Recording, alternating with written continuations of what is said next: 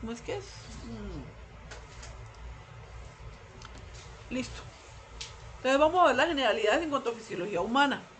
Prácticamente vamos a repetir lo que dijimos en preguntas, pero lo vamos a reafirmar y confirmar. La fisiología humana es una disciplina enfocada al estudio de las funciones del organismo humano. Obviamente estamos hablando del ser humano.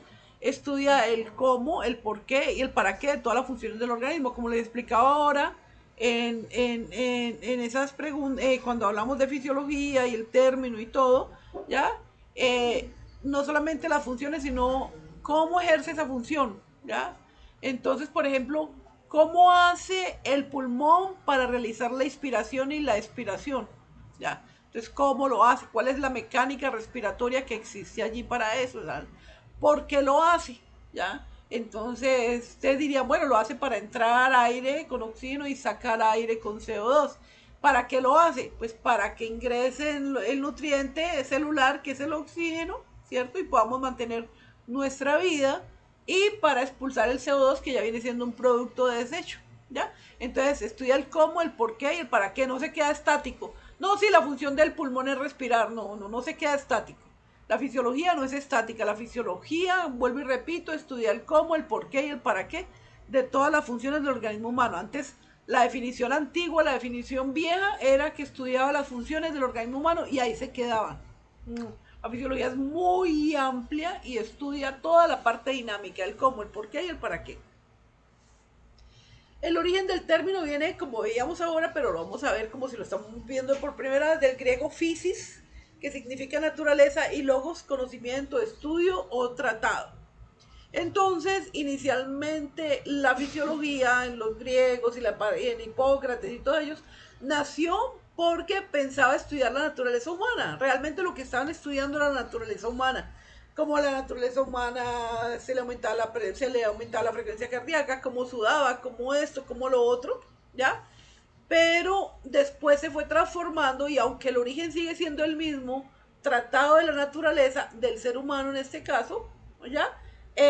Pasó a ser ya como estudio de las funciones del cuerpo humano, ¿ok? Y entonces estudia las funciones de los seres multicelulares, o sea, los que tenemos más de una célula. Y es una ciencia antigua, muy antigua. Está estrechamente relacionada con la anatomía, obviamente. Sin anatomía no hay fisiología, ¿ya?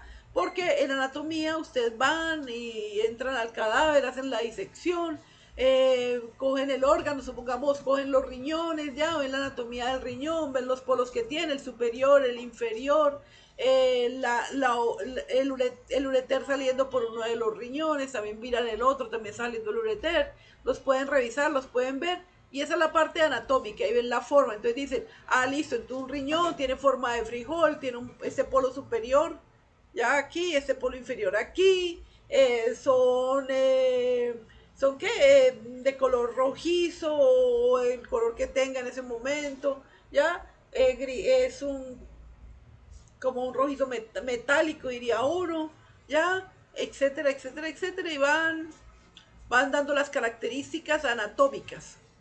Y estudió la forma, listo, la forma es esta de frijol, ¿ya? Entonces no la van a describir como frijol, sino la forma cóncava, yo no sé qué, ta. Ahora, en la fisiología, entonces iba a decir, listo, ya ustedes conocen la anatomía, entonces vemos cómo funciona ese riñón, miremos a ver cómo funciona ese riñón, ¿ya? Y ese riñón, ¿a qué sistema pertenece? Y miremos entonces cómo funciona ese sistema renal. ¿Y por qué está funcionando? ¿Y por qué funciona así? ¿Ya? Entonces, estando en el riñón, por ejemplo, ¿por qué el riñón hace degradación de los productos de desecho? ¿Por qué el riñón filtra? ¿Por qué el riñón hace esto y lo otro y lo otro y lo otro? ¿Por qué el riñón tiene que ver con la presión arterial? ¿Por qué el riñón tiene que ver cuando hay falla renal? ¿Por qué acumulamos esos productos de desecho que nos van a producir una serie de cambios metabólicos negativos para el organismo? ¿Ya? ¿Para qué existe esa función? ¿Cómo se da esa función? ¿Ya?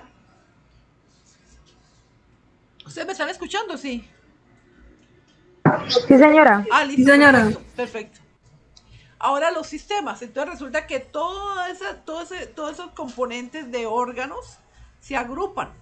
se agrupan y forman varios sistemas. El sistema es la unión de varios órganos componentes en el cuerpo humano. Esos órganos unidos forman los sistemas. O sea, ya es un engranaje mucho más grande, digámoslo así, donde este está con este y con este y con este, y digamos así se colaboran para cumplir la misma función. Entonces el sistema nervioso que ya vimos, el sistema nervioso central, el sistema nervioso periférico y el sistema nervioso autónomo. Hay algunos fisiólogos, no todos, eso es una pelea que hay porque nosotros los médicos somos muy peleones en todo eso. Hay algunos fisiólogos que cogen y dicen, no, el sistema nervioso central, el sistema nervioso periférico pertenecen al mismo. Son el mismo, el nervioso periférico pertenece al sistema nervioso central. Porque lo que hace es, de una u otra manera, dicen, el sistema nervioso,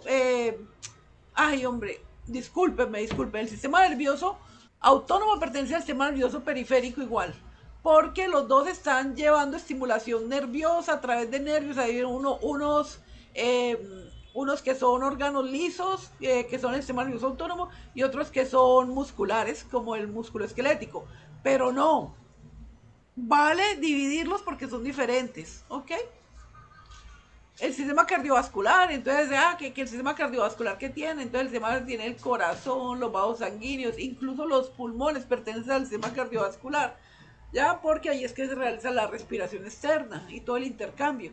El sistema pulmonar, entonces igual, el sistema musculoesquelético, el endocrino, el gastrointestinal, el genitourinario, el tegumentario y el de órganos de los sentidos. ¿Recuerdan qué es el sistema, qué compone el sistema tegumentario?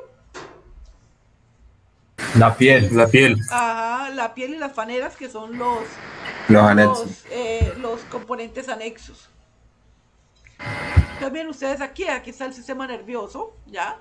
Entonces estamos viendo el cerebro, el mesencéfalo, el romboencéfalo y toda la parte de la médula espinal, ¿ya? Y aquí los periféricos con los plexos braquiales, ¿ya? Este es el nervioso, sí, con plexo braquial, radial, mediano, cubital, ¿ya? Y aquí hacia miembros inferiores con el plexo lumbar y hacia abajo, ¿ya? Nervio femoral, nervio ciático.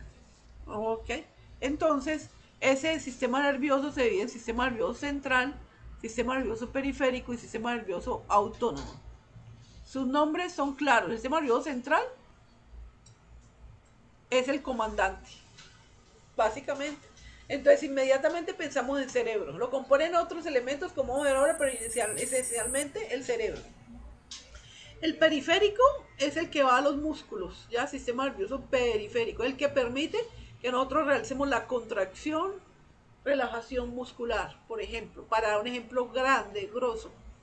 Y el autónomo es el que va a nuestros órganos viscerales, el musculatura lisa. Entonces, el sistema nervioso autónomo, entonces, por ejemplo, va al intestino, ya, a la vejiga, inerva también las glándulas sudoríparas, etcétera, etcétera, a la pupila para la contracción y la relajación pupilar, etcétera, etcétera. ¿Ya? Entonces, el sistema nervioso central está en el cerebro, el tronco encefálico y la médula espinal. El cerebro, tronco encefálico y médula espinal. ¿Ya? Estos pertenecen al sistema nervioso central. Miren que aquí no ha salido ningún nervio. Está la médula recorriendo, pero nada más. ¿Ya? El cerebro, ¿ya? Y la médula espinal. Está el sistema nervioso periférico, como decíamos ahora, en la parte de los nervios, formada por los nervios que salen de la columna vertebral o médula espinal hasta llegar a un músculo o un órgano en concreto.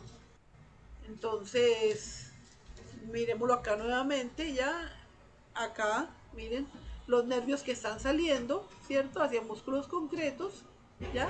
Estos son los del sistema nervioso periférico, que permiten la contracción y la relajación muscular.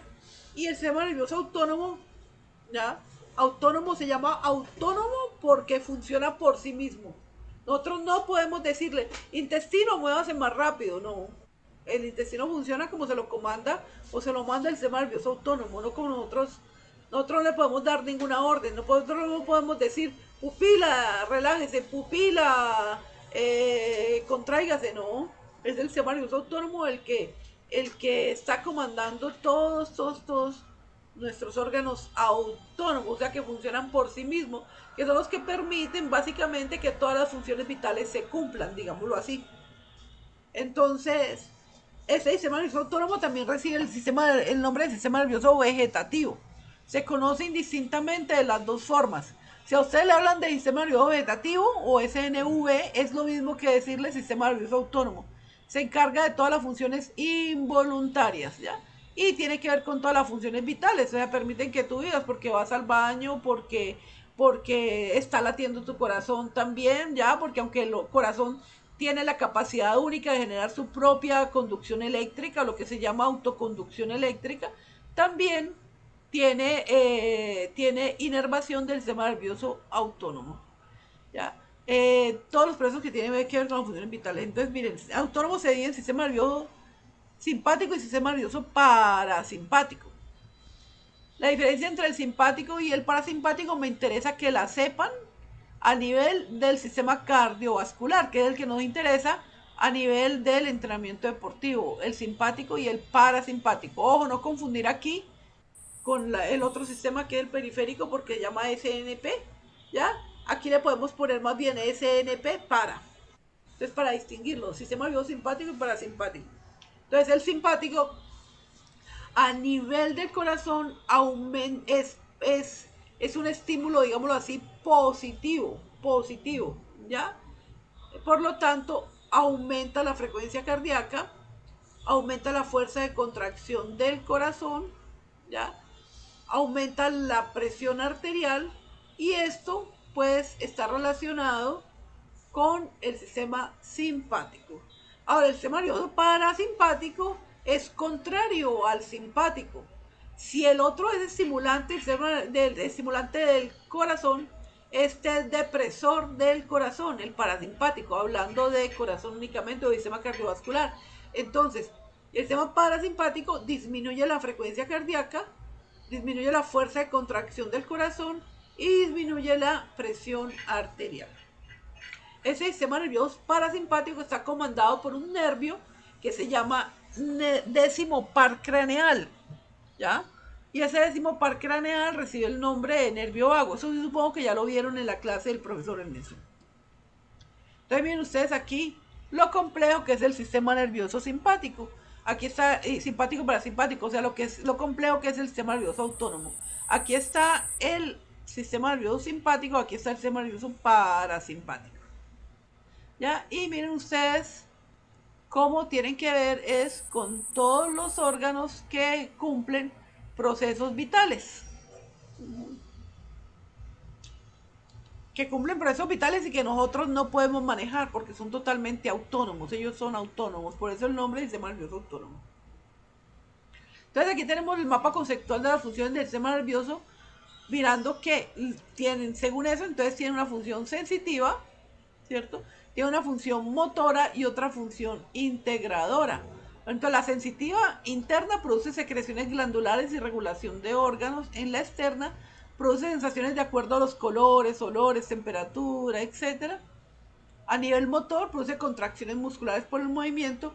Y a nivel integrador analiza la información recibida, le llega al cerebro, recibe esa información y toma decisiones que afectan la conducta. Por ejemplo, un estímulo que está diciendo hay un peligro lejano y entonces vamos a tomar actitudes sobre eso, vamos a ver qué vamos a hacer.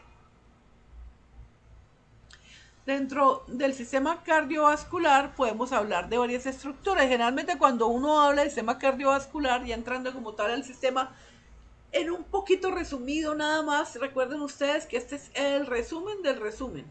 Aquí estamos hablando a grosso modo de la fisiología humana. ¿Tiene alguna duda hasta ahora? ¿Alguna pregunta?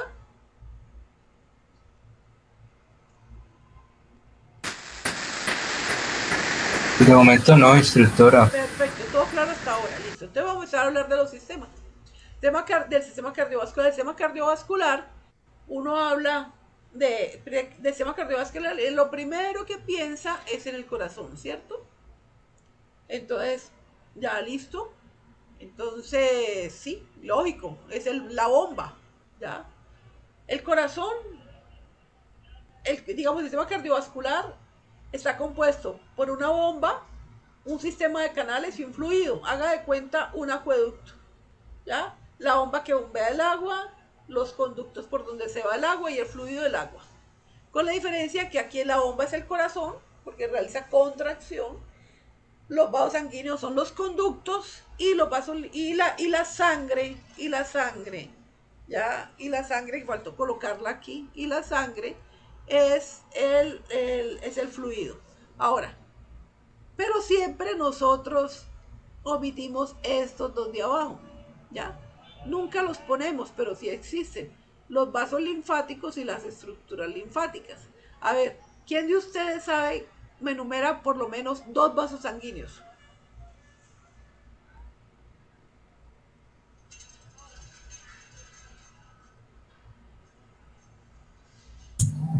Instructora, ¿esos son las arterias y las venas? Exacto, dos vasos sanguíneos enumerados, arterias, venas. Entonces, esas son arterias, arteriolas, capilares, vénulas, venas, ¿ok?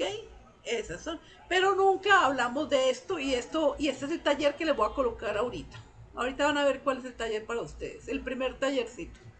Listo. Ok. Entonces, el taller es este. Sistema linfático. ¿Qué es? ¿Para qué sirve? ¿Qué función tiene? Investigar, entregar a mano no más de una hoja individual, sin tachones y con referencias bibliográficas válidas. A mí, los que me conocen ya y cuando ya me conocen saben que yo no recibo trabajos hechos en computador.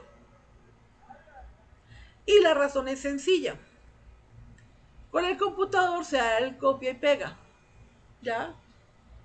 Pero a mano no solo no se da el copia y pega, sino que la persona se siente obligada a, a aprender y saber lo que está escribiendo. Y entonces, como método de aprendizaje es muy bueno. Entonces, me lo entregan ya con un dibujo del sistema linfático que puede ser dibujo en esquema. ¿Me oyen? Entonces, ¿qué es el sistema linfático? ¿Para qué sirve el sistema linfático? ¿Qué función tiene el sistema linfático? Entregan a mano, ponen el nombre, ponen la ficha, ponen la fecha, sin tachones, referencias bibliográficas y se los estoy recibiendo para el sábado. ¿Hoy qué día es? ¿Viernes? Ah, es que ustedes están... Ya. Se lo estoy recibiendo para el lunes a las 6 de la tarde, ¿ok? A mi correo. Si quieren anotan de una vez el correo, por favor. Venga, voy a salirme aquí para colocárselos aquí en el chat. ¿Dónde está el chat aquí? Está detrás de los botones de la grabación. Detrás de los botones de la... Espérate un momento que yo pongo en pausa la grabación. Okay.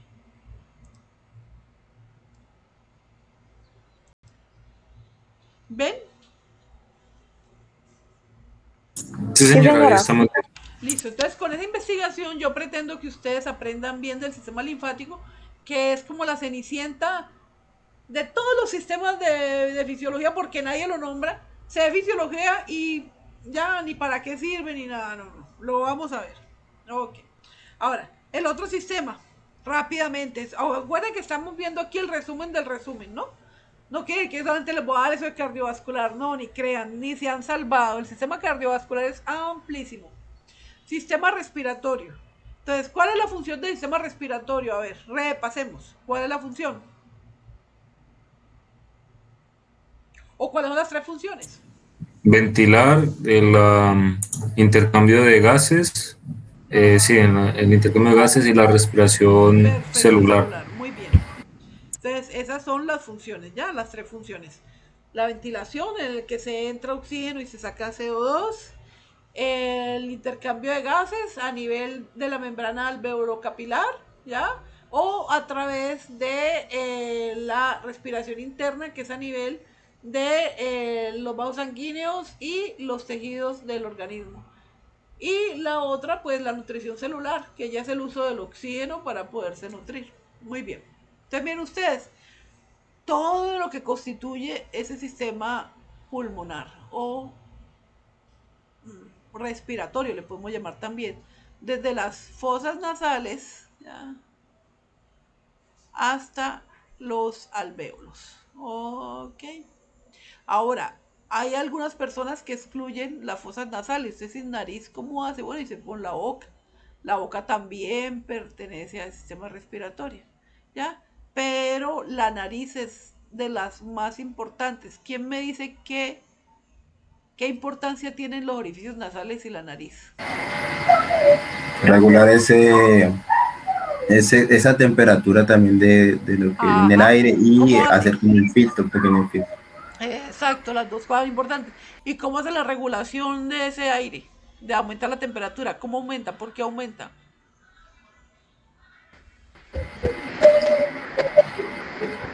Hace, digamos, me imagino yo, que hace una regulación de acuerdo a la temperatura ambiente. O sea, por ejemplo, si estamos en clima No, no es por frío eso. y No es por eso. Recuerden ustedes que el aire está en un espacio grandísimo, ¿cierto? Y el orificio nasal y la nariz es muy pequeño respecto a ese aire que está afuera, ¿cierto? Atmosférico. Entonces, cuando el aire entra por ese orificio, genera turbulencia. okay. La turbulencia es la que calienta el aire. La nariz también tiene unos hilos que son los que van acumulando las partículas, ya, las partículas, y el moco se secreta para encapsular esas partículas y que después nos podamos soplar y eliminar. Ok, entonces empieza desde esa parte tan importante como los orificios nasales, ya, exactamente, y pasa por todas las estructuras ya conocidas. Ahora, ese se divide en tracto respiratorio superior y tracto respiratorio inferior. Recuerden que este es el resumen del resumen, o sea que vamos a verlo rápidamente. El respiratorio pues empieza por la nariz, pasa por la cavidad nasal, la boca también está dentro, como les decía yo ahora, también está involucrada en ese sistema respiratorio, ¿ya? La faringe, la laringe, ¿ya? Que mírenla ustedes aquí bien, la pueden ver bien, ¿ya? La laringe, ¿ya? Y la faringe, ¿ok? Está recubierto de una membrana mucosa que segrega moco que atrapa las partículas pequeñas y a su vez la membrana mucosa está recubierta de cilios y desplazan las partículas, ya sea que lo saquen de la nariz o cuando uno se sopla. Ahora, la otra estructura muy importante es la epiglotis y la glotis. ¿Por qué? Porque esta está relacionada con la alimentación y con el sonido, ¿ya? Por la alimentación cuando se cierra y por el sonido cuando se abre. Entonces, detrás de la lengua y frente a la nariz está situado la epiglotis por encima de la glotis. Entonces, miren ustedes aquí es la epiglotis. Y la glotis solamente se forma, solamente aparece cuando se cierra, ya porque está compuesta por las cuerdas vocales. Entonces, cuando las cuerdas vocales se abren, no la vemos. Cuando se cierran, entonces componen la glotis. La epiglotis está encima de la glotis. Esta glotis se abre para el paso del aire de la laringe a los pulmones y se cierra al tragar para que los alimentos no pasen a la vía respiratoria. Y es por eso que la persona que habla comiendo, está comiendo y habla, está interrumpiendo esta función y muchas veces se atranca.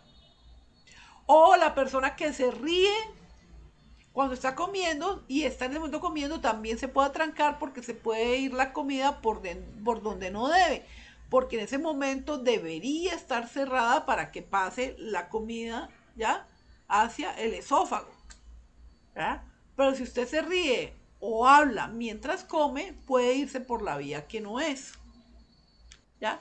Ahora miremos, ahí está la laringe y ahí está la tráquea. Y está el tracto respiratorio inferior. El tracto respiratorio inferior empieza con los conductos aéreos, que son los que me llevan el aire hacia ya hacia toda parte final, hacia pues todo para finalizar en los alvéolos. Entonces están la tráquea, dentro del tracto respiratorio inferior, la tráquea, los bronquios, tanto secundarios como terciarios, los bronquiolos, que terminan en alvéolos. Recuerden ustedes que los alvéolos no se quedan solitos, los alvéolos forman como un racimo de uvas, ¿ya? Uno unido al otro, al otro, al otro, es lo que nosotros llamamos sacos alveolares. Miren ustedes los conductos, ¿ya? Entonces miren ustedes la tráquea, los bronquios, el bronquio principal derecho, el izquierdo, y los bronquios secundarios, terciarios, bronquiolos. Entonces miren ustedes, aquí el bronquio primario, bronquio secundario, bronquio terciario, bronquiolo terminal y alvéolo. Y esto aquí, sacando el alvéolo, miren ustedes, varios alvéolos unidos formando los llamados sacos alveolares.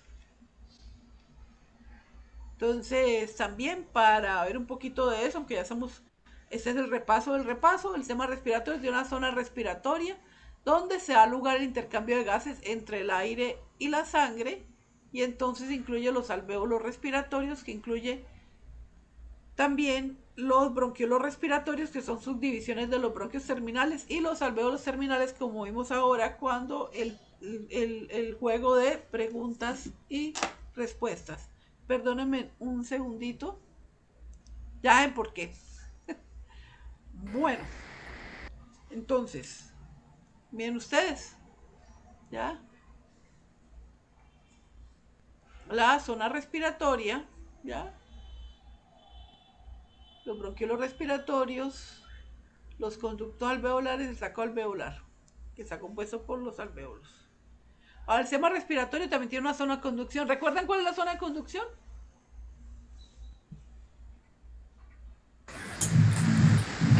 La laringe y la faringe. Desde la tráquea, La tráquea hasta los bronquiolos. Son los elementos por donde el aire llega hasta la zona respiratoria, estructuras anatómicas para el paso del aire. Y están la tráquea, los bronquios, los bronquiolos, ¿ok? Zona de conducción. Ahora, ¿cuáles son las funciones de la respiración? Vuelve y juega. Ventilación, intercambio de gases y la utilización del oxígeno para las funciones de las células. Perfecto, ventilación o respiración, intercambio de gases entre el aire y la sangre y los pulmones, que es la respiración externa, y entre la sangre y otros tejidos del cuerpo, que es la interna, y la utilización del oxígeno por los tejidos, que es la respiración celular. Muy bien, ya todo esto está claro, y aquí, miren ustedes, estaba en las preguntas y respuestas que le hice. Esta es la respiración externa y esta es la respiración interna. ¿Verdad? Aquí haciendo el intercambio, si ven ustedes, son los sacos alveolares. Aquí los sacos alveolares están rodeados, miren ustedes, por el capilar arteriovenoso. Esos capilares arteriovenosos lo que están haciendo es intercambiando con el gas que ha llegado desde afuera, o sea, el oxígeno. Entonces entra oxígeno, ¿ya? Y sale el CO2. Miren aquí ustedes cómo se ve el intercambio. Ese intercambio de CO2 y oxígeno se hace por diferencia de presiones, ¿ya? Al tener en este momento en el alvéolo el oxígeno una mayor presión y el CO2 que está aquí a nivel de los capilares arteriovenosos tiene una menor presión, sale el CO2, ¿ya? Aquí de la parte de la vena pulmonar, y entra el oxígeno. Listo. Y aquí miren ustedes lo mismo, los sacos alveolares rodeados por esos vénulas y capilares, o sea, le podemos llamar red capilar. Sistema respiratorio, ya vemos, tiene una respiración externa, que son la ventilación, el intercambio de gases entre el aire y la sangre, y la respiración interna, intercambio de gases entre sangre y tejidos y utilización de oxígeno por los tejidos. Dentro de las preguntas que yo les hice, dije colocar la falsa. Y la falsa era que se podía dar un intercambio de gases entre los pulmones y la sangre y tejidos. ¿Por qué era falsa?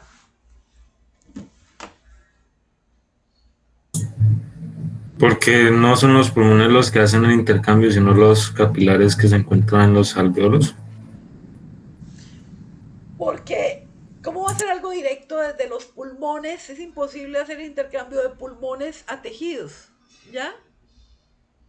Los pulmones se hace directamente con el aire que le llega de la atmósfera. Entonces el intercambio de gases ahí, entra oxígeno, sale CO2. De esos pulmones, recuerden ustedes, esa sangre se va por unos conductos llamados venas pulmonares, que son 4, 2 derechas y 2 izquierdas, hasta la aurícula izquierda, llevando ya la sangre oxigenada. De la aurícula izquierda atraviesan la válvula mitral, llegan al ventrículo izquierdo, y el ventrículo izquierdo, ya con toda la sangre oxigenada, se contrae y manda la sangre a todos los sistemas. Entonces, al mandar la sangre por la aorta y viajar por todas las arterias y todo eso, llega hasta los tejidos donde tiene que llegar, ¿ya?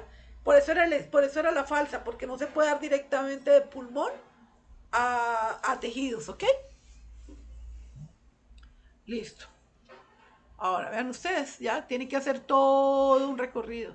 Aquí lo que está básicamente diciendo es, estas son las venas cavas, la superior y la inferior.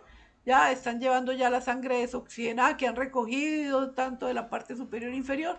La han llevado aquí a la aurícula derecha. De la aurícula derecha atraviesa esta válvula. ¿Cuál es esta válvula, niñitos? Está la válvula auriculoventricular derecha, que recibe el nombre de válvula ¿qué? Válvula tricúspide.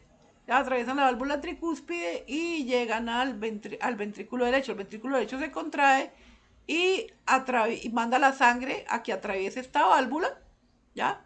Que está la válvula semilunar pulmonar o sigmoidea pulmonar, y manda la sangre al tronco de la arteria pulmonar. El tronco de la arteria pulmonar se divide en arteria pulmonar derecha, arteria pulmonar izquierda, ¿ya?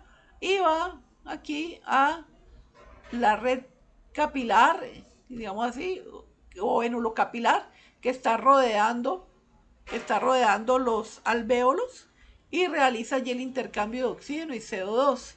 Entonces, sale el CO2 para ser expulsado, entra el oxígeno que ha llegado, y esta sangre ya oxigenada se devuelve de los pulmones a través de 4 venas pulmonares, 2 venas pulmonares derechas y 2 venas pulmonares izquierdas.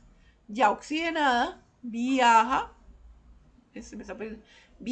hasta la aurícula izquierda. Miren ustedes, aquí son 4 orificios. Entra a la aurícula izquierda. De la aurícula izquierda ya está sangre rica en oxígeno.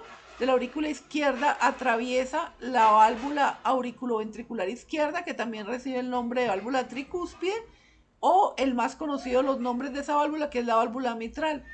Atraviesa la válvula mitral para pasar aquí al ventrículo izquierdo, y esa ya es sangre rica en oxígeno. Entonces el ventrículo izquierdo lo que hace es contraerse para expulsar la sangre hacia la aorta. Para que llegue a la aorta tiene que atravesar esta válvula, que se llama válvula aórtica semilunar o válvula aórtica sigmoidea, ya como válvula aórtica se las valgo, válvula aórtica la atraviesa y pasa por el callado de la aorta, y de ahí a todas las arterias, ya las que van hacia cabeza, a brazos, y las que van hacia tórax, abdomen, a todas partes, hasta llegar a miembros inferiores. Entonces toda lleva arterias sistémicas. Y aquí a este nivel también de esta misma red, pero inferior, ya la que va rodeando todo el cuerpo, va a los capilares sistémicos, y realiza el intercambio, ¿ya? Y vuelve otra vez y juega todo esto. Aquí está haciendo el intercambio a nivel de los vasos sanguíneos y los tejidos de se puede ser cualquier parte de los tejidos, de cualquier tejido del organismo, ¿ya? Aquí está haciendo el intercambio donde está entrando el oxígeno y saliendo el CO2. Bueno, hasta ahí, claro. Profe, Dime. sí, qué pena. En cuanto a la imagen, ambos pulmones cumplen la misma función, tanto el, Sí, digamos, el claro. derecho como Claro. ok. Al derecho le llega Ajá. por la arteria pulmonar derecha la sangre sin oxígeno. Y al izquierdo le llega la sangre, le llega la sangre desoxigenada por la arteria pulmonar izquierda. O sea, la sangre sin oxígeno. Y lo que tienen que hacer ambos pulmones es oxigenar la sangre que les llega. Cuando ya está oxigenada se devuelve por las venas, 2 venas pulmonares derechas y 2 venas pulmonares izquierdas, para llevar la sangre oxigenada hacia los pulmones. Hasta ahora nadie me preguntó nada, pero bueno, yo les voy a decir, porque nadie me preguntó, profe, ¿y por qué la sangre que lleva, o sea, ¿y por qué la sangre que lleva qué? Que lleva la Oxígeno. arteria pulmonar es desoxigenada, y por qué la sangre que lleva la vena pulmonar o las venas pulmonares es oxigenada? Nadie me ha preguntado. Porque supuestamente las arterias son las que llevan la sangre oxigenada, ¿cierto? Y las venas son las que llevan la sangre desoxigenada. Sin embargo, en este caso puntual, la arteria pulmonar está llevando sangre desoxigenada y las venas pulmonares están llevando sangre oxigenada. ¿Y esto por qué? ¿Sí será que estoy diciéndolo bien?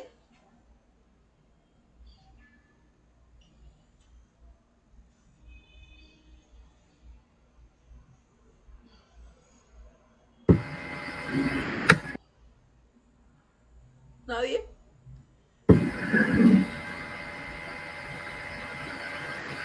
No, profe, ahí, por ejemplo, en mi caso, mi curiosidad era en los casos donde las personas pues tienen solamente un pulmón.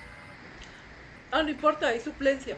Ahí ya. Eso, Ahí no, esa era ahí la... no habría problema, porque cuando se hace el trasplante o pulmonar, o se le hace la extirpación pulmonar, ellos sabrán cómo hacen eso. No sé, eso no. Y Pero la duda que yo les pregunté, que nadie decía, pues, ¿ustedes no consideran que esa duda es importante?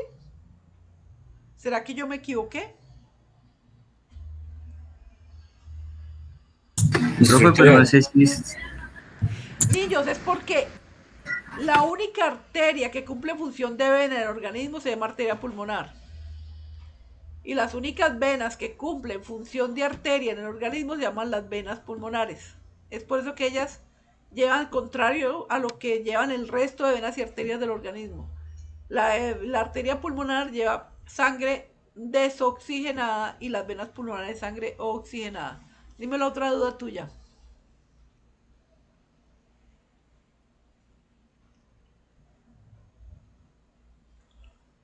¿No hay otra duda? No, pues instructora, yo iba a comentar que de pronto fue como, pues, por así decirlo, una forma para diferenciar pues, esa función de las arterias, de la arteria y vena pulmonar. No sé, iba a preguntar eso, pues, si era ¿Qué ibas a como preguntar? para diferenciar esa. No, sí, es que lo que pasa es que y eso lo vamos a ver después cuando vamos cardiovascular también, no se preocupen, ¿ya? Y nos va a quedar muy claro. Pero ahí les puedo adelantar. Y es que las funciones de las arterias y las venas son muy claras. No hay que diferenciarlas. Siempre las arterias son las encargadas de llevar sangre oxigenada. Y las venas son las encargadas de llevar sangre desoxigenada, o sea, sin oxígeno. La otra cosa es que la estructura de las arterias y las venas también es muy clara. Las arterias mandan la sangre a presión y las venas a través de unas válvulas que se van contrayendo y suben y van contrayendo y suben. Entonces, ¿por qué creen ustedes que la que lleva la sangre a los pulmones es una arteria y no una vena?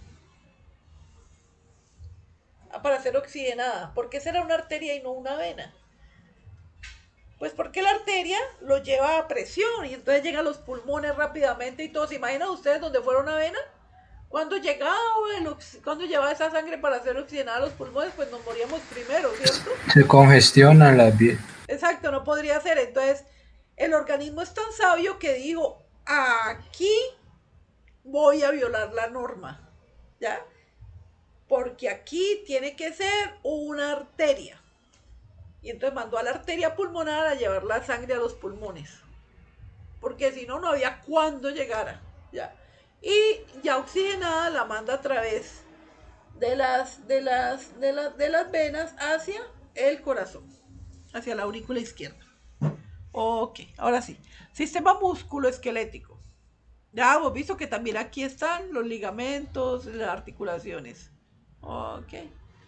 Entonces, miren la estructura del músculo esquelético. Entonces está el hueso donde se inserta, el tendón que es el que inserta. ¿Y para qué existe el tendón? Porque hay hueso, tendón y músculo. ¿Para qué existe el tendón?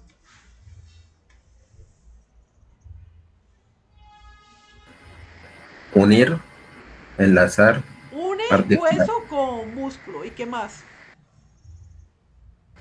Y también le da el movimiento. ¿Por qué? Bueno, ustedes que el tendón es el que recibe la señal. Y entonces se genera la contracción. Ok. Además, Movimiento. Profe, además, si además de eso no existiera tendón hueso, ya como tendón hueso, ya no podría generarse el movimiento, ¿ya? Porque el tendón al recibir esa señal, ¿ya? Genera la contra y ya que está asociado a la contracción muscular, pues al estar unido al tendón lo acerca, ¿cierto? Y la relajación lo aleja. Dime, Gerald. profe, una pregunta. Ahí en la parte del tendón también es como un sostén. No sé si de pronto pues equivocada. No, no, o sea, por ejemplo, hablemos de un tendón. Vamos a hablar de un tendón. Hablemos del tendón de Aquiles, ¿ya? Podríamos llegar a decir, sí, podríamos decir, sí, puede ser como un sostén, pero no. El tendón es más la unión que existe entre el músculo y el hueso para poder recibir la señal, ¿ya? Y poder generar el movimiento esperado. Entonces, por ejemplo, se contrae el tendón de Aquiles. ¿Y qué pasa? ¿Cómo es? Se contrae el músculo gastrosóleo. ¿Y qué pasa? Esa señal le llega al tendón de Aquiles. ¿Y qué pasa? ¿Qué movimiento se genera? Flexión, creo. Flexión, no. La extensión del pie, Se ¿cierto? contrae. La extensión del pie, Extensión. Ah, ok. extensión, ¿ya? Porque si tú, es que tú mismo te lo puedes hacer. A ver, hagan ese mismo movimiento. Profe, lo estaba intentando, pero lo intenté al revés. ¿Ah? Sí, lo estaba intentando, pero lo intenté al revés. Ya Ah, ya. comprendí. ¿Ya entendiste cómo era? Más o menos, sí, ya, listo. Entonces, en eso está, ¿ya? Por eso cuando el tendón de Aquiles genera ruptura, ¿qué es lo que produce en el pie? ¿Cómo se llama la lesión que produce en el pie cuando se rompe el tendón de Aquiles?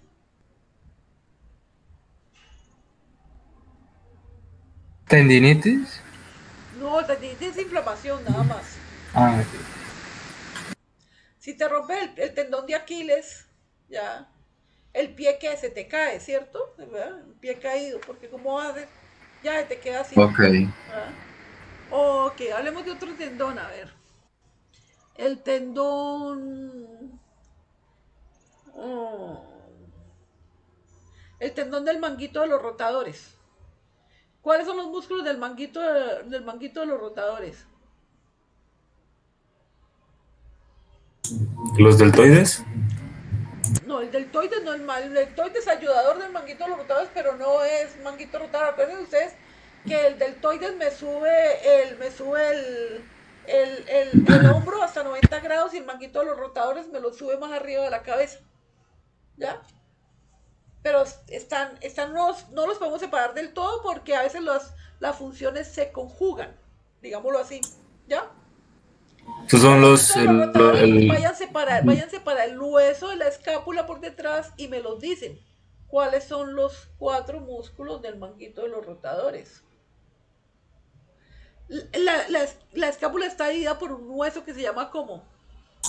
la Espina. espina escapular, Ajá. Entonces, ¿cuáles son los músculos del manguito de rotadores? el supraespinoso Ajá. y el, no recuerdo bien, Con la sino que espina, infraespinoso. exacto, con la espina ya es, saben que son supraespinoso y infraespinoso. Y los otros dos tienen Profe, nombre hay uno de, que es redondo menor. ¿O qué es? exacto, redondo mayor y redondo menor. O terete mayor y terete menor. ¿Ya? Ok. Entonces sumamos que se rompe el tendón del manguito de los rotadores, o sea, el que sale ya de ese grupo muscular y va y se inserta. ¿Ya? ¿Qué podemos? El hombro. ¿Podrá el hombro generar la rotación del hombro sin ese tendón? No, ¿no es cierto? No lo puede hacer. Porque el tendón es el que da la posibilidad y el que tiene la unión entre el hueso y el músculo, ¿ya? Y el tendón es extremadamente fuerte, tiene que ser extremadamente fuerte para soportar cargas y movimientos que realiza ese músculo o grupo muscular. ¿Okay? A su vez, obviamente, que sí da algo de estabilidad, pero la estabilidad está más dada por los ligamentos, ¿ya? Hay ligamentos, cápsula articular, incluso el grupo muscular y de pronto, digamos, en algún grado los tendones, ¿ya? Pero generalmente tenemos el reforzamiento por los, los, los, eh, por los ligamentos, ¿ya? Las cápsulas articulares y el desarrollo muscular, porque un buen desarrollo muscular nos sirve también para estabilizar una articulación, ¿ya? Instructor, una pregunta hay referente al manguito rotador. Sino que, si no estoy mal, creo que en el taller, pues, en lo de las preguntas que se resolvieron anteriormente que mandaste Sí, por vía digital, yo vi algo de la bursitis. No sé si eso sí. tenga que ver con el manguito rotador. Creo que es como, hace parte como una enfermedad. No, es una enfermedad, es una patología, no una enfermedad. Resulta que nosotros en todas las articulaciones, sobre todo bueno, grandes y no grandes, pero sobre todo las grandes, tenemos una estructura llamadas bursas o bolsas. Esas bursas o bolsas están llenas de líquido, ¿ya? Están llenas de un componente líquido para evitar, o sea, entonces hay una bursa que protege que la articulación roce, ¿ya? Entonces la persona puede realizar el movimiento de una manera adecuada. Cuando la bursa se inflama, la bursa que está en la articulación se inflama, obviamente que va a limitar el movimiento. Y cuando se inflama es que se llama bursitis. Bursitis es inflamación de la bursa. ¿Ok? Vamos a ver, vamos a Listo, dar aquí instructor, escape y gracias. vamos a poner aquí en la búsqueda, vamos a hacer búsquedita y una vez que quede grabado de la bursa para que ustedes vean las bursas. Profe, ¿Ya no la ven? no, sí, profe, haciendo como una analogía, por ejemplo, cuando se utilizan las marionetas, el tendón sería ese hilito que coge pues la marioneta y la marioneta serían como los huesos. Es como eso la Bueno, dinámica. Pues haciendo teniendo, como la analogía. pues haciendo esa analogía, pues sí podría ser, aunque las marionetas son muy inespecíficas para esto. Vamos ahorita, espérate un momentico, ahorita te muestro también aquí. Miren, aquí está una bursitis, por ejemplo, miren, ¿sí ven? Está la ursa, ¿sí ven? Está la ursa y está en esta articulación del hombro, ¿ya? Esta ursa hace que la articulación pueda funcionar, pueda tener movilidad sin que se rocen las demás partes. Pero a veces realizamos ejercicios de más, muchas rotaciones de hombro, somos nadadores de mariposa y estamos en ese momento entrenando ese tipo de movimiento y generamos una bursitis, una inflamación de la bursa. En el momento en que se genera la bursitis, pues la posibilidad de realizar esa rotación se ve limitada por dolor. Eso por un lado. Ahora vamos a ver a ustedes para aquí el tendón.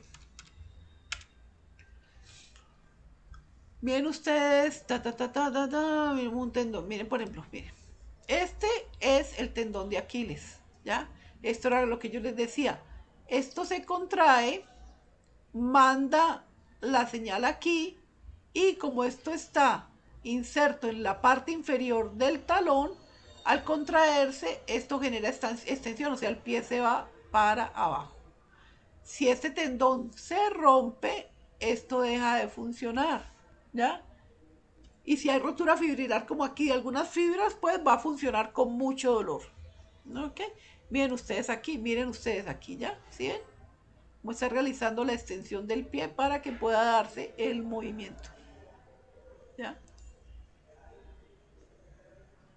Ok, vamos a ver qué otro tendón aparece por aquí. Ya, Miren aquí, ¿ya? Miren aquí, miren los tendones, ¿sí ven? Los tendones, ¿ya? Este es el bíceps, este es el tríceps, ¿sí vieron? Los tendones del bíceps se llama bíceps porque tiene dos dos, ay, ¿cómo se llama ese? Muy bueno. Bueno, porque tiene dos partes, digámoslo así, ya, dos tendones para este y termina en una sola, aquí en la parte anterior del brazo, o antebrazo, y aquí el tríceps tiene tres, ¿sí ven? Tres, ¿ya? Profe, Y termina en un podríamos, tendón en la parte posterior, entonces, perdona, entonces cuando ese tranquila. músculo se contrae, le llega la señal al tendón y al contraerse y el tendón estar unido al hueso, acerca el hueso, ¿ya? Cuando este tríceps es el que se contrae, que está en la parte posterior, ¿ya? El tendón recibe esa carga y este músculo al contraerse lo que hace es alejar este hueso del otro porque produce extensión, ¿ya? Dime, aunque eso lo vamos a ver Sí, no, después que si más. podíamos ver el tendón rotuliano o el patelar, creo que se llama. Ah, sí, claro. ¿Quieren ver el rotuliano? Perfecto, el de la rodilla. Sí, Rotuliano. particularmente porque creo que tengo una lesión, porque al hacer, bueno, ¿Ya? Ese al es el tendón patelar. flexionar, Ajá. Vamos a verlo más aquí, como el compañero, por ejemplo, el compañero de ustedes, hablaba ahora sobre la lesión que tuvo, que se llama el síndrome de Osgood-Leiter. Lo que hacía en el síndrome de Osgood-Leiter era desprender, ya se desprenden partes del tendón aquí, y entonces al desprenderse produce una nueva, digámoslo así, crecimiento óseo formando un callo óseo grande y mientras está en ese proceso pues genera dolor. Ya cuando se cronifica el dolor se va. Ya, entonces miren ustedes aquí el tendón rotuliano, ya en de la pista anterior, si lo ven, el tendón rotuliano, ok, que viene desde acá, el tendón rotuliano primero se llama ¿tendón qué? El tendón del músculo cuádriceps, específicamente del recto anterior, viene acá hasta la patela, pasa por la cara superior de la patela y termina en la tibia. Ok. ¿Tú qué es lo que tenías, me dijiste? sí es un dolor al flexionar la rodilla, El dolor en la pues cara, dolor en la cara cuando no he anterior, calentado por lo general. dolor en la cara anterior de la rodilla. Sí, sería en la parte anterior del tendón, el que va en el recto, Pero en que la usted lo parte, acaba en de la decir. parte superior o la parte Exactamente, inferior. exacto, el dolor es ahí. Ok, listo. Ok, aquí se llama tendón del cuádriceps o tendón del recto anterior. Pasa la rótula y pasa a llamarse tendón rotuliano, pero es exactamente el mismo. Le podemos decir igual tendón rotuliano, ya, o tendón patelar. Hay muchas cosas que pueden estar pasando ahí, habría que ver. Ya, hay muchas cosas porque como pueden ver ustedes, hay muchas estructuras. ¿Ya? Sí, hay varias estructuras Muchas estructuras. comprometidas. La mayoría de las veces el dolor en la cara anterior de rodilla, la mayoría de las veces, no sé cuál es tu grado de flexibilidad, pero en un gran porcentaje, el dolor anterior de rodilla está relacionado a mala flexibilidad. Habría que ver. Probablemente, Cuando profe. estemos en una clase, como se dice, ya viéndonos personalmente, vamos a hacerte la evaluación. ¿Con quién hablé para tenerlo presente? Ronald, profe. Ah, mejor dicho, Ronald, te va a encontrar unas retracciones.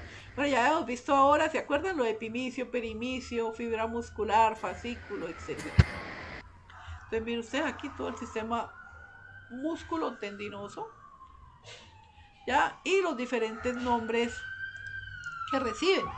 Ya, los nombres los reciben de acuerdo a la dirección. Entonces están el circular, ¿sí? Que es un círculo, los convergentes, porque convergen aquí, fusiformes, ya, viste, miren ahí, paralelos, ya, fibras paralelas, unipenados, ya, de fibras así transversales, bipenados, fibras en diagonal, y multipenados, las fibras en diagonal, pero varios, ¿ok?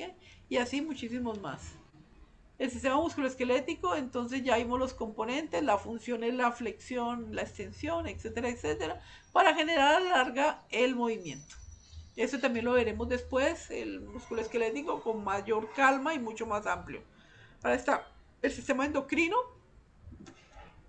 El sistema endocrino, entonces ya saben ustedes, la glándula pineal que está aquí ya en nuestra silla turca, en aquí, en nuestra caja dura, pues ya, que ya la conocemos todos.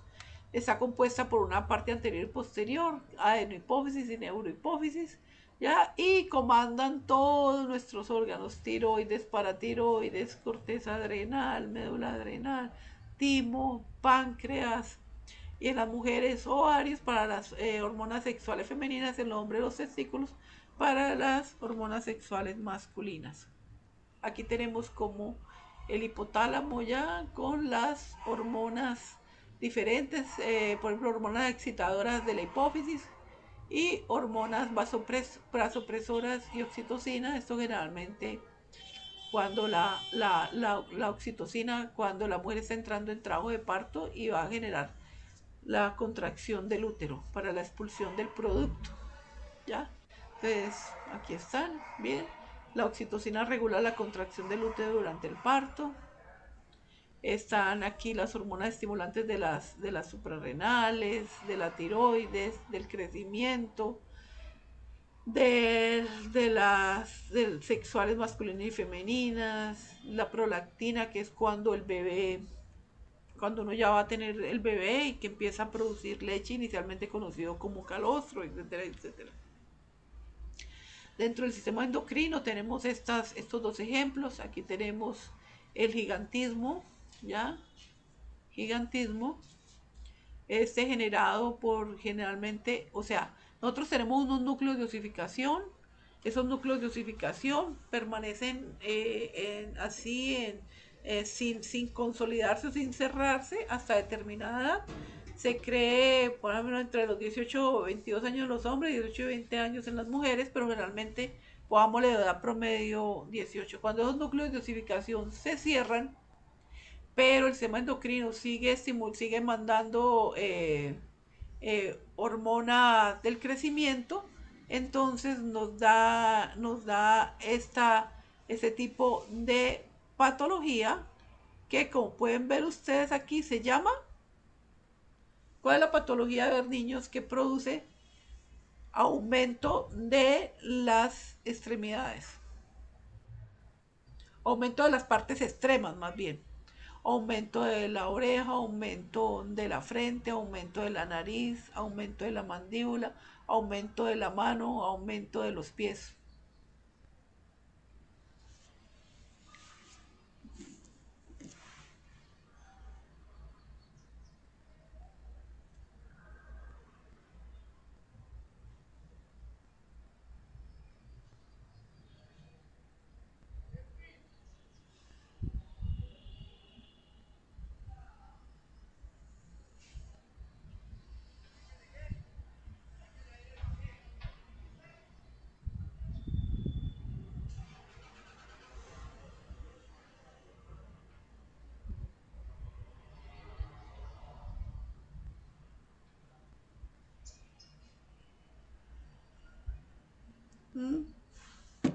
Nada, niñitos.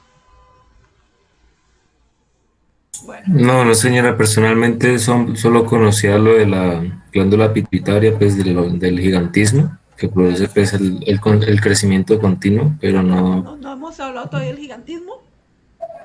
Porque es más fácil. Profe, Dime. pues no sé, la verdad no tenía conocimiento, pero pues estaba mirando aquí y no sé si es la acromegalia. Efectivamente, la acromegalia.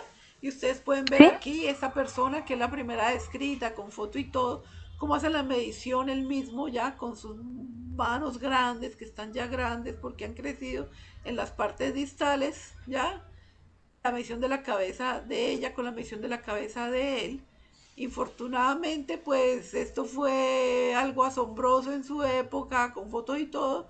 Y aquí es que nace de este precisamente es que nace este protagonista que es verde. ¿Cómo se llama? Hulk. Hulk. Ah, no, Hulk no. El que es verde, que tiene Frankenstein. novia verde, Frankenstein, algo así. una novia que era princesa y también se transformó en Shrek. verde. ¿Ah? Shrek. Exactamente. Ya, y ustedes pueden ver, de aquí es que sacan las características. Y se llama acromegalia porque acro quiere decir distal y megalia quiere decir grande, ¿ya? Entonces, ¿qué quiere decir? Que se aumentan las partes distales. Incluso se aumenta la lengua muchas veces y la persona tiene que sacar la lengua de su boca. Entonces, pues, ustedes pueden ver allí las características. La oreja grande, la nariz grande, la frente grande, la cabeza grande hacia arriba, el mentón grande, las manos grandes y los pies, si los viéramos también serían grandes. Toda la parte distal se aumenta y por eso se llama acromegalia. Eso es cuando se secreta la hormona del crecimiento, pero ya se han cerrado los núcleos de osificación. Ahora hay otro que es más común. Más común, digo, al lado del otro, no quiere decir que sea común, ojo niñito, es diferente. Y es que generalmente se da por un tumor a nivel de la glándula pituitaria, ¿ya? Sea por un tumor a ese nivel, que hace que la hormona del crecimiento secrete más cantidad de la normal. Y a la persona aún no se le han cerrado los núcleos de osificación. ¿Cómo se llama esa entidad?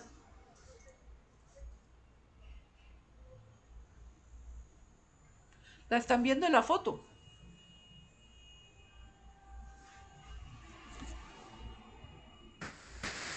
Perdón, instructora, repite la pregunta, qué pena, no te escuché bien. Sí.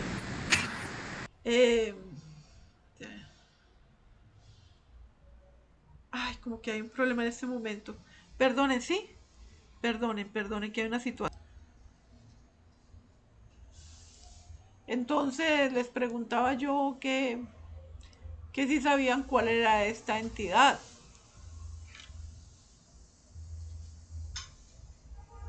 Se llama gigantismo, ¿ya? Entonces, cuando los núcleos de osificación están abiertos todavía, la persona crece porque los núcleos de osificación no se han cerrado, gigantismo. Cuando los núcleos de osificación se han cerrado y la persona por A o C motivo empieza a secretar hormona del crecimiento, pues se produce la acromegalia, que es el crecimiento de las partes distales. Entonces, vamos a comparar aquí la diferencia entre el sistema nervioso y el sistema endocrino. El sistema nervioso, la vía utilizada son los nervios, el sistema endocrino la sangre, se transmite mediante el sistema nervioso impulsos nerviosos, el sistema endocrino a través de hormonas. Recuerden que todo lo que habla de endocrino, endocrinología y todo, estamos hablando de hormonas.